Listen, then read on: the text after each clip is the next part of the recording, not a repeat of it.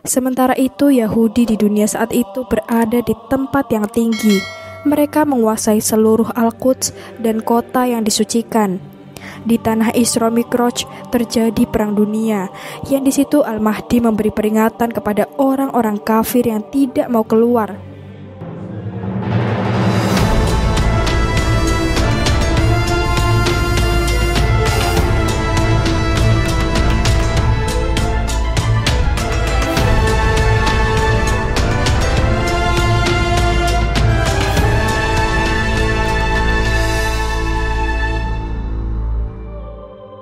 Assalamualaikum warahmatullahi wabarakatuh.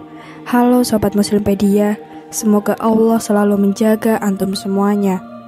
Dan di video kali ini kita akan membahas tentang manuskrip kuno tentang perang akhir zaman. Sebuah naskah kuno dari abad kedua Hijriah mencatat beberapa hadis tentang rahasia akhir zaman yang berasal dari Abu Hurairah radhiyallahu anhu. Pada tahun 598 sampai 678 Masehi.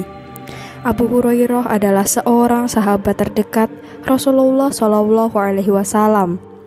Beliau adalah sahabat yang paling banyak meriwayatkan hadis, yaitu sebanyak 5.374 hadis.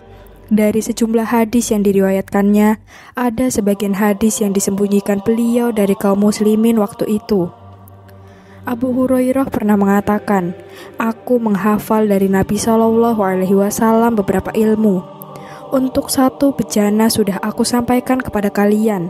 Untuk bejana kedua, andai aku sampaikan kepada kalian, maka kepalaku akan dipenggal." Hadis riwayat Bukhari.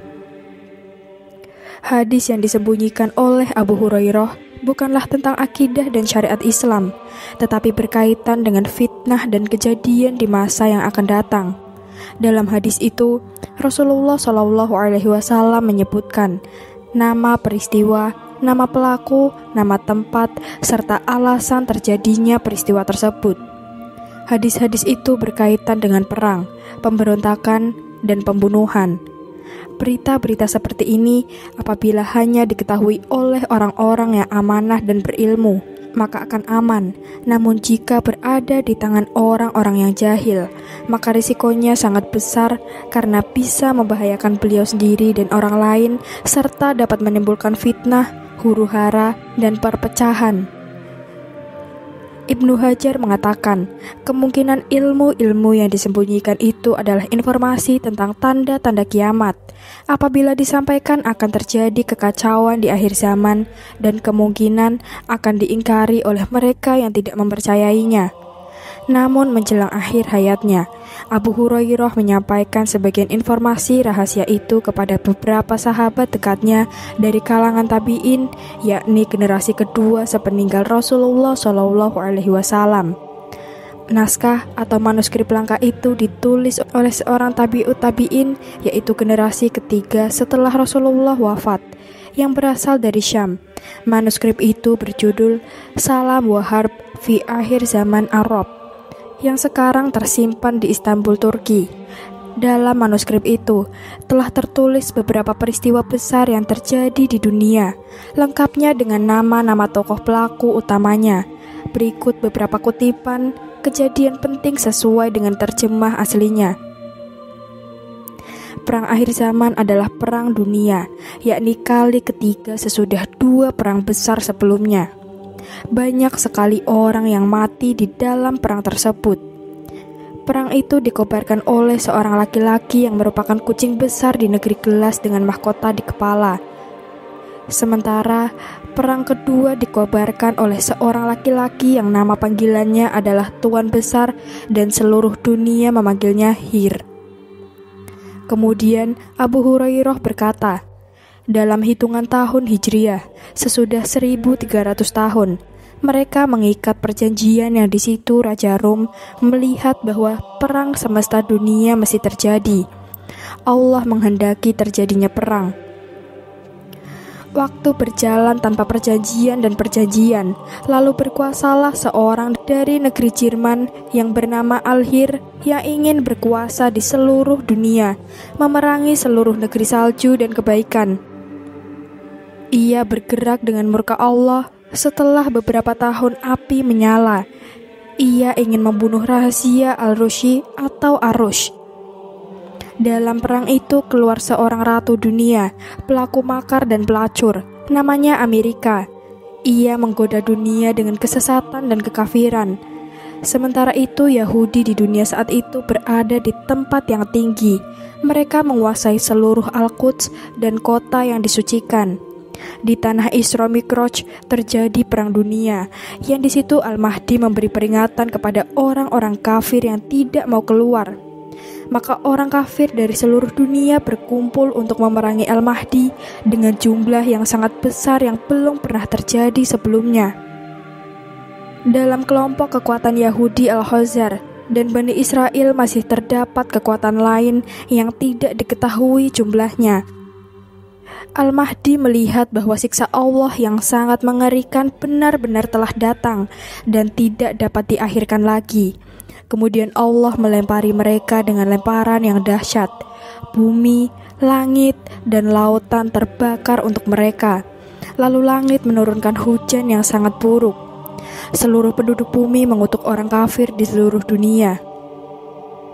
Dan Allah mengizinkan untuk melenyapkan orang-orang kafir di perang Dajjal. Perang itu terjadi di negeri Syam dan kejahatan.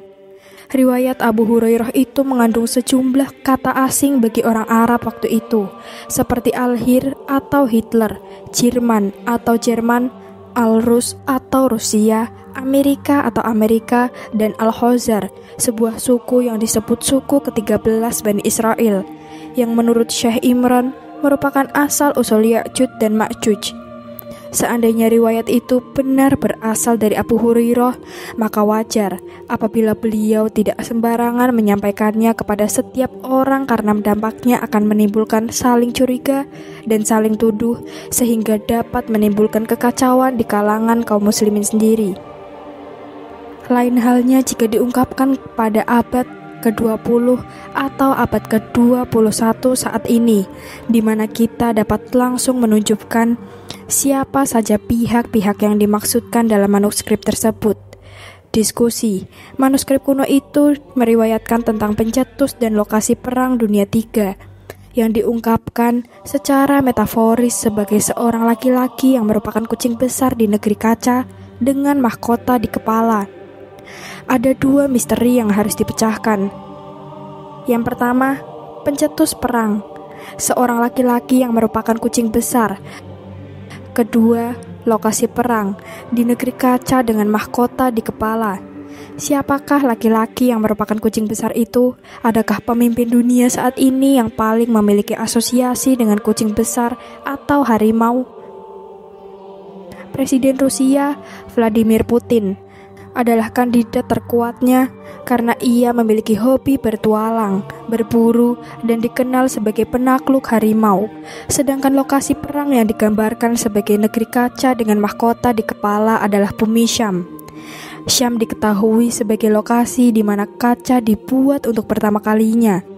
Adapun mahkota di kepala, karena sudah dinubuatkan bahwa Syam akan menjadi titik medan peperangan pada akhir zaman. Apabila benar demikian, maka naskah kuno ini juga sekaligus menjawab misteri tentang mengapa perang Ukraina ini nantinya akan berubah menjadi perang besar hingga mencapai medan perang akhir zaman di negeri Syam yang sudah dinubuatkan.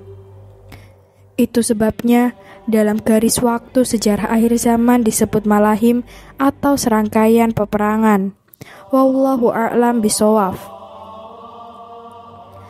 Gambar yang ditampilkan hanya ilustrasi, dan kami memohon maaf jika ada kesalahan dalam penulisan maupun penyebutan.